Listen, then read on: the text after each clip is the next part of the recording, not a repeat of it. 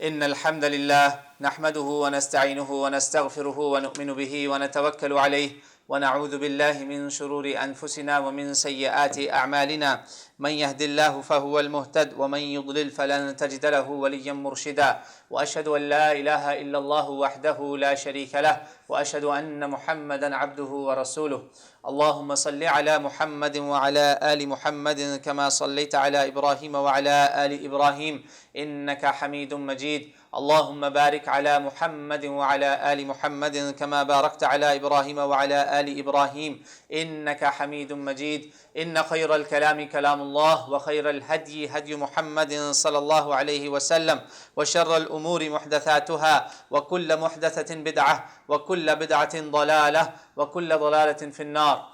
قال الله تعالى في القرآن الكريم: يا أيها الناس اتقوا ربكم الذي خلقكم من نفس واحدة وخلق منها زوجها وبث منهما رجالا كثيرا ونساء واتقوا الله الذي تساءلون به والأرحام إن الله كان عليكم رقيبا.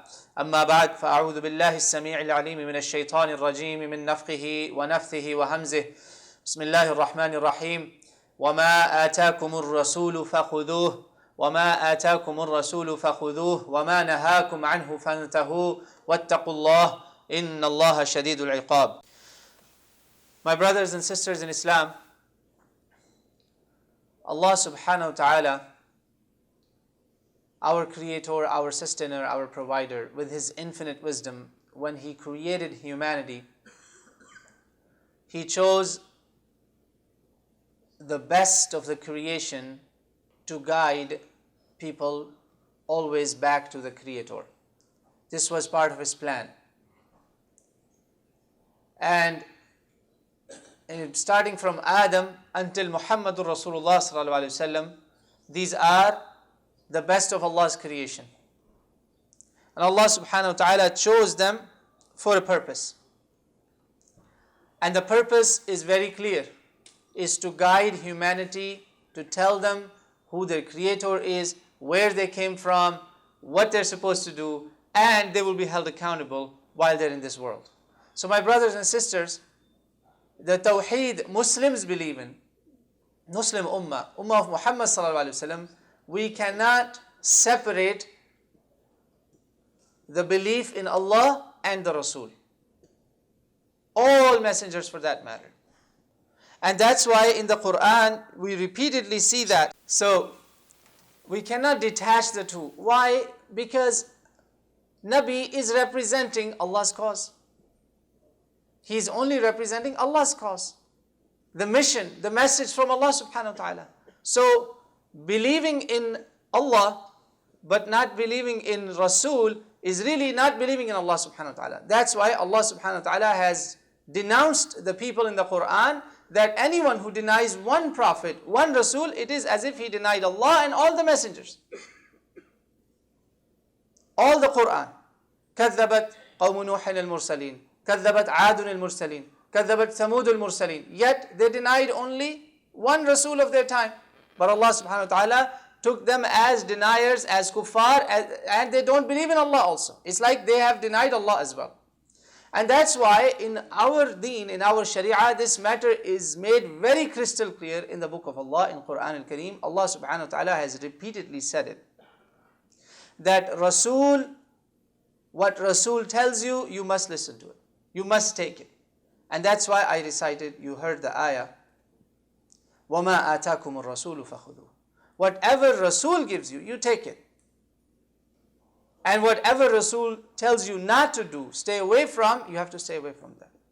And fear Allah in this matter. This is not a light, this is not a joking matter. And Allah is very stern in holding to account or for torment. La ilaha illallah. So my brothers and sisters, the matter is very clear. Allah subhanahu wa ta'ala makes it even more clear that taking what messenger gives you, following the messenger, obeying the messenger is actually obeying Allah subhanahu wa ta'ala. It's already understood, but Allah subhanahu wa ta'ala makes it even more clear by saying in Surah An-Nisa, مَنْ يُطِعِ الرَّسُولِ فَقَدْ أَطَاعَ اللَّهِ. Obeying the Rasul is obedience to Allah.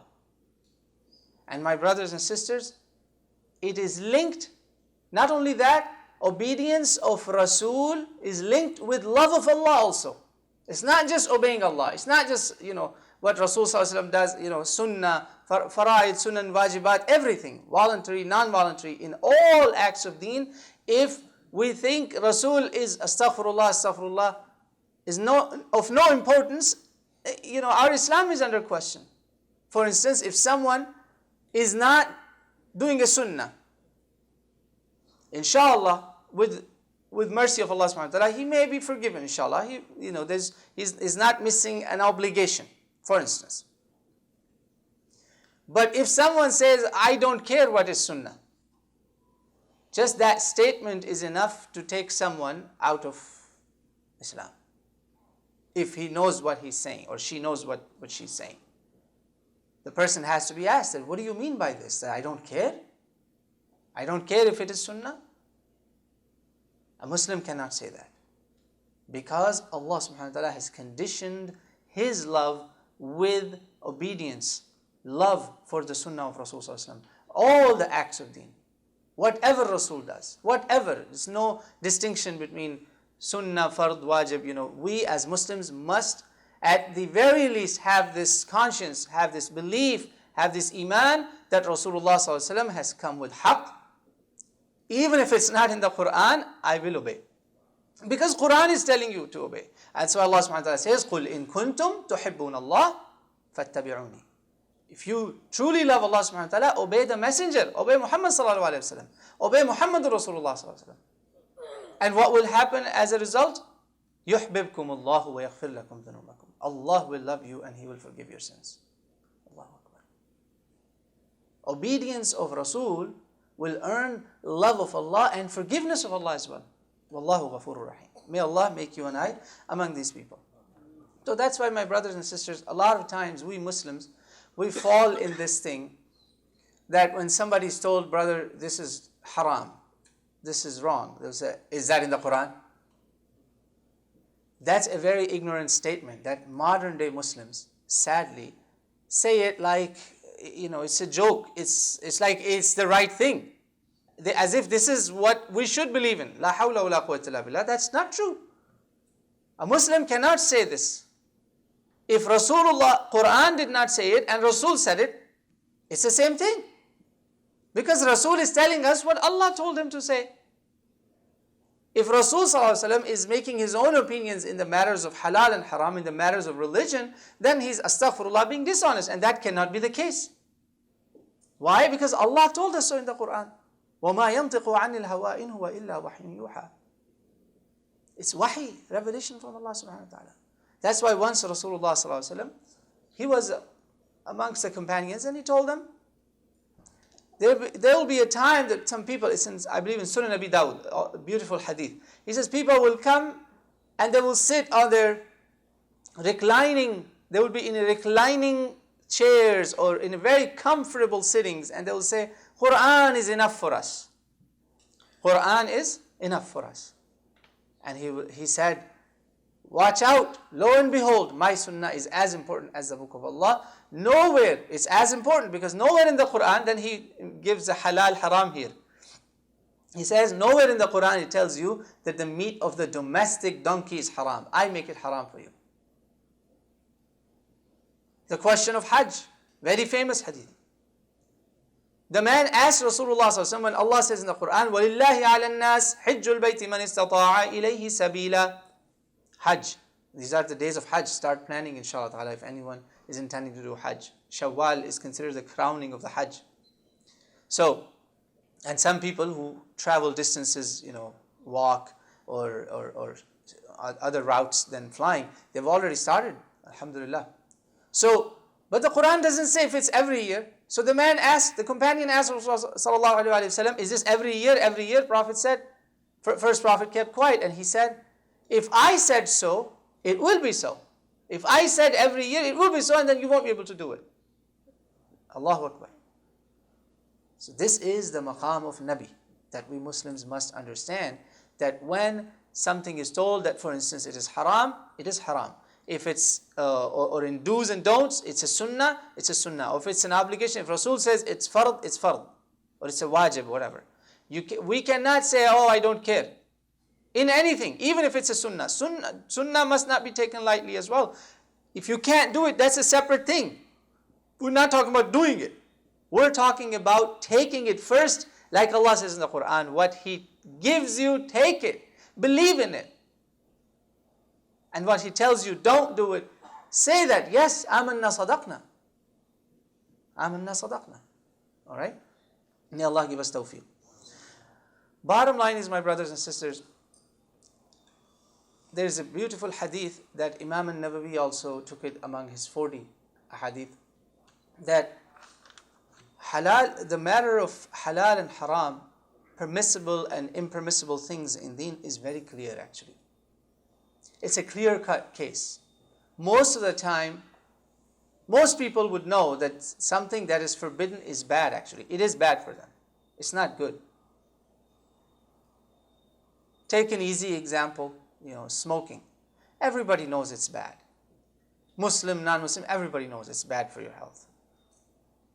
You go to any insurance agency in this country, if you smoke, your insurance rates go up. They'll say this guy is high maintenance. He's going to get more sick, more likely. So it's bayyin. Inna al-halala bayyin wal-haram bayyin. 40 hadith that if a Muslim hangs on to, it's enough for him for his whole life. It's among those 40 hadith. And Bukhari and Muslim agreed upon this. Authentic. They're clear, my brothers and sisters. Problem with us, we think we're in a gray. We think we're in a gray, just like in that hadith. I have a separate khutbah on this entire hadith. We think we're in a gray zone. But actually Rasulullah ﷺ says, gray zone will take you into the haram zone. In this very hadith. Going near the gray, into the gray, actually will not take you to halal. It will not take you to good. It will only take you to what's haram. Because Prophet said so. Rasulullah is saying that. And his knowledge is coming from Allah subhanahu wa ta'ala. Nobody has even seen him flipping pages or a book or saw him with a teacher. His teacher is Allah subhanahu wa ta'ala. He can't be wrong. All we have to make sure is that he did say it. And he's saying that. And it is true. It is proven time and again that Muslims, young, old, doesn't matter. They go toward the gray. Oh, it's okay. I'm going to be in that crowd. I'm not doing anything haram. He ends up doing haram or she ends up doing haram. That's gray. Gray gets you away from deen. That's Prophet is saying that. Because he said the forbidden things are like a sacred sanctuary that you cannot be in. It's a forbidden sanctuary.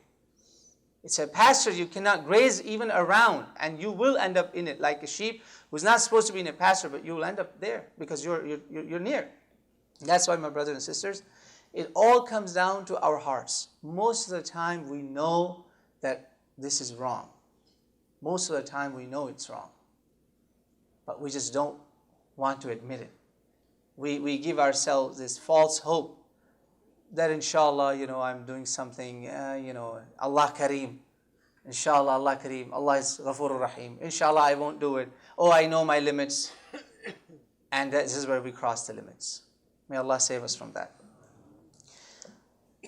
But it's all about, my brothers and sisters, protecting this heart that 1 month we worked on it. Alhamdulillah. By fasting, by giving it the right nutrition, the spiritual food. Alhamdulillah. That's why this long hadith where it talks about halal and haram are clear. Prophet Muhammad sallallahu alaihi wasallam said in the end that there is a piece of meat in your body. If it's clean, everything will be good. Deep down, when this heart is in the right place, you will naturally be inclined toward good, and you will naturally be running away from haram, saving yourself from haram, or even the company, the friends that could lead you to haram. Your heart automatically. And Prophet said this mudgha, this piece of meat is ala wa hiya al-qalb, ala wa hiya al-qalb, ala wa hiya al-qalb. This is heart, this is heart, this is heart. Even if there was no single ayah or hadith, most of the time we know that these things have bad outcomes. But Rasulullah sallallahu alaihi wasallam, alayhi salatu wasalam, fidahu ummi wa abi, he said that I will warn you from some very serious ones, very big sins. You stay away from those. He was amongst the companions one day. He said, "Ala unabbiukum bi akbar al-kabair." Shouldn't I tell you about the worst of the major sins, worst of the haram? They said, "Bala ya Rasulullah." Yes, tell us, O Rasulullah. We're here. He said, shirk, associating partners with Allah subhanahu wa ta'ala. And you heard that there's many forms of shirk that we could fall in. May Allah save us from that. Then he said, murder. Then he said, abandoning of your parents. Abandoning of your parents. If you do not fulfill their rights, or you abandon them, uququl walidain. He says this is akbar al-kabair. And then last was shahadat al-zur. You know, subhanAllah, the case of parents is such a testing case for us, that if we fall short in this, we fall into the shahadat al-zur also. We get into a denial mode. Shahadat al-zur is false testimony, the lying, the self-denial. May Allah save us from that. So these four are so serious that Rasulullah ﷺ kept saying shahadat al-zur, ala wa shahadat al-zur, ala wa shahadat al-zur. Companions said we got so scared that we were hoping that now Rasulullah ﷺ stops. Because my brothers and sisters, shahadat al-zur is not just going in a court of law and making a false testimony. We have a testimony in Islam. We have testified that there's only one Allah and Rasulullah ﷺ is His messenger. Shahadat al-zur could apply in all acts of deen. In all acts of deen. Falsely standing on the haram, on the falsehood. May Allah save us from that. So these are worst of the four sins that Prophet ﷺ highlighted in one hadith. They are shirk, murder, unjustified, uququl walidain, parents, and last was shahadat al-zur, false testimony.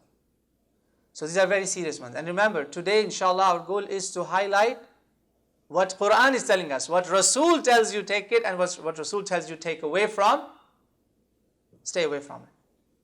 And what he told you is whole deen. So all we have to now know is these few as exceptions, they're not the rule. So haram are few. Everything else that is good in this deen is halal. Because Allah said so in the Quran, that He's going to make all the tayyib, all the good things halal for you. So anything that is tayyib, good, it's halal for us, it's allowed for us. That is an infinite list.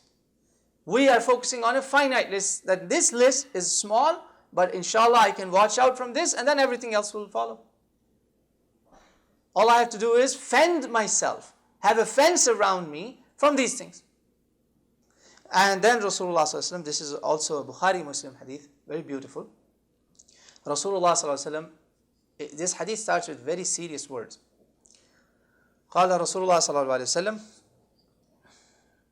اجتنبوا الموبقات. And some places he says السبع الموبقات. Sometimes, in some occasions, he highlighted only 7 of the most destructive المهلكات. الموبقات يعني المهلكات. They will destroy, put someone in death. They're as bad as dying. Like destroy the person. La ilaha illallah. Or the iman, or the astaghfirullah, the community, the town, anything. All mubiqat. He says stay away. Don't even come close to them. Remember the concept of halal haram? You don't even come close to it. Ijtanibu. So he said, the one I'm reading to you, inshallah, or narrating to you, presenting, Ijtanibu sab'al mubiqat. Stay away from these 7 destroyers, 7 most wicked ones, most dangerous ones. قالوا يا رسول الله وما هم. O Rasulullah, O Messenger of Allah, what are they? Tell us what are they. Then Prophet ﷺ said, they are called ashirku billah. You see, brothers, every time shirk. Quran was saying the same thing last week, you heard that? Hadith, Sunnah of Rasulullah is saying the same thing. See, they're hand in hand. They're not going to contradict. Sunnah will only explain and add further to it. Beautify it. It's the jewel. He said, ashirku billah. Shirk, number 1. Number 2, as-sihr, magic, witchcraft. Number 3, وَقَتْلُ النَّفْسِ الَّتِي حَرَّمَ اللَّهُ إِلَّا بِالْحَقِّ. Number 4, وَأَكْلُ الرِّبَا. consuming usury. So murder and then consuming usury, riba, interest. وَأَكْلُ مَالِ الْيَتِيمِ, and consuming, usurping the property, wealth, money of an orphan. And then turning your back in the battlefield. وَالتَّوَلِّي يَوْمِ الزَّحْفِ. And then last one is وَقَذْفِ الْمُحْصَنَاتِ الْمُؤْمِنَاتِ الْغَافِلَاتِ. Falsely accusing a sister, a Muslim sister, a believer, about her character, about adultery or things related to that. Allahumma hafazna minha. May Allah save us from all of these, minhum, inshallah, all of these. أقول قولي هذا وأستغفر الله لي ولكم فاستغفروه إنه هو الغفور الرحيم. إن الحمد لله والصلاة والسلام على رسول الله أما بعد. Now, my brothers and sisters, going back to these the seven deadly ones that Rasulullah ﷺ warned us about. We heard about shirk last time. Number 1 was shirk. Number 2 is magic, witchcraft. Each one of these, my brothers and sisters, are highlighted in the Quran and several other ahadith. And actually, if you are interested, for instance, in Sahih Muslim, you go to the book of Iman, the book of your faith, book of faith, in the beginning. And then there's chapters dedicated all about major deadly sins. And you will hear more read and learn more about magic and witchcraft and all that. So, number 2, after shirk is magic. Allah subhanahu wa ta'ala has put magic next to shirk in this hadith. Because this hadith is coming from the knowledge that Allah gave to Rasul sallallahu alaihi wasallam. Why is it next to shirk? Because when a person goes for magic, the one who does it or the one who seeks help through magic, he's actually making a false god. He's thinking that this magician or the jinn that's going to help this magician is going to solve my problem, which is not the case. Who is the one who takes care of, who is ni'mal mawla wa ni'mal nasir? Allah subhanahu wa ta'ala. Allah is hasbunallahu wa ni'mal wakeel, ni'mal mawla wa ni'mal nasir. If you take others, it's shirk. And that's why magician in Islamic court of law, in the court of law, if someone is found guilty of selling magic, practicing magic, teaching magic, and spreading evil in the society with that, his punishment is death. It's a death penalty. That's Islamic law. Because Rasulullah said that in the same chapters of Ahadith. And Allah is telling you that what Rasul gives you, take it. Quran is telling us that Rasul's order is as important as God's order because Allah has sanctioned him to do the job. So this is how serious magic is. And a person who seeks it, who goes to the magician, Prophet ﷺ said he has disbelieved in Muhammadur Rasulullah ﷺ. He does not believe in Muhammadur Rasulullah. He does not believe in the Sharia, the Sunnah, the teachings of Muhammadur Rasulullah ﷺ. Had he believed in Allah and Rasul, he would not have gone and sought magic. Watchful thing in this matter is, my brothers and sisters, accusation. A lot of time Muslims accuse one another falsely about magic.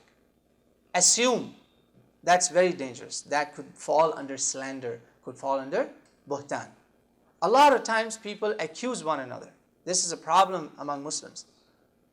Husnul dhan is very little amongst us. And su'ul dhan is all over around us. And magic has the same problem. People think, oh yeah, that jealous family must have done magic on us. And then they go to another person to do the same thing. May Allah save us from that. This is kufr. This is very dangerous. Very dangerous. It can take a person out of Islam in no time. May Allah save us from that. And then the new haram that is mentioned in here that you did not hear last week, but Quran also mentions it, is riba. Usually interest, my brothers and sisters. This country, the economic system of this country, and sadly, most of the global economy runs on interest, runs on riba. We're living surrounded by, it's like it's around our necks, above our heads, all around us. Drowning in riba, drowning in usury. Yet it's one of the worst harams. One of the worst harams. No haram in the Quran is called a war against God and His Messenger. This is the only haram that is called a war against God and His Messenger. This is how deadly this is, my brothers and sisters. We must try. So what is the outlet for us? Living in the West, especially in Muslim countries, it's easier to survive riba. Here, my brothers and sisters, try our level best. We must try our level best in every aspect to stay away from riba, as much as we can, even if it involves paying cash for putting gas in your car. We can try, because when we swipe the card, there is interest that is being charged to the merchant, the businessman. These credit card companies are very evil people. They actually first introduced credit cards in in the 60s, 70s, and 80s era. In those times, the consumer was also being charged interest for every swipe, but people were not using the card. They said, oh, okay, we need to come up with the strategy. So they said, oh, as long as you pay on time, we won't charge you interest. But on every swipe, 1%, 2%, there's percentage that these businesses are getting affected with. And small businesses get the most effect. They get affected the most. I'm just giving you an example where you can avoid. Try your best to avoid, inshallah. Sometimes you can't. Even if you use a debit card, they will charge a fee. There's a fixed fee, but it's a little bit, some say it's different than riba. May Allah save us from that. But we have to try. We have to make dua to Allah subhanahu wa ta'ala. Allah, I want to stay away from it. Help me, inshallah. And Allah will, inshallah ta'ala. So these are some of the things that are very important that we Muslims must be watchful of, and must not even get close to these. You see, the order of Rasul sallallahu alaihi wasallam here is, like the Quran says, what Rasul orders you, what Rasul tells you, take it. And what he tells you stay away from it. And that's what it is. A very small presentation of some forbidden things that Rasulullah sallallahu alaihi wasallam told us to stay away from. Inshallah ta'ala, may Allah give us tawfiq to stay away, to not even come close to all the haram, all the forbidden things, inshallah ta'ala, and give us tawfiq to do everything that is good, inshallah. Let's make dua to Allah subhanahu wa ta'ala. Allahumma kfina bi halalika an haramik, wa aghnina bi fadlika amman siwak. Allah, make it sufficient for us what's in halal, and save us from haram, inshallah. And make us righteous from your bounties, and dependent upon you only and no one else, inshallah. Allahumma inna nas'aluka at-tayyibat wa fi'l al-khayrat. Oh Allah, we ask you to give us strength, tawfiq, to do all the good deeds, all the righteous things. Wa tark al-munkarat, and stay away from the bad things. Wa hubb al-masakin, and love of the needy. Allahumma inna nas'aluka hubbak wa hubba man ahabbak wa hubba kulli amalin yuqarribuna ila hubbik, wa an tatuba alayna wa taghfir lana wa tarhamana, wa idha aradta biqawmin fitna faqbidna ilayka ghayra maftunin. اللهم آمين. اللهم ربنا آتنا في الدنيا حسنة وفي الآخرة حسنة وقنا عذاب النار. اللهم انصر الإسلام والمسلمين. اللهم أعز الإسلام والمسلمين.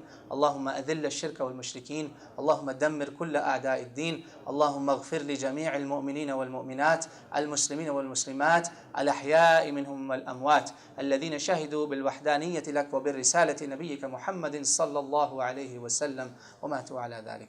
اللهم صل وسلم على نبينا محمد وعلى آله وصحبه وبارك وسلم وأقم الصلاة.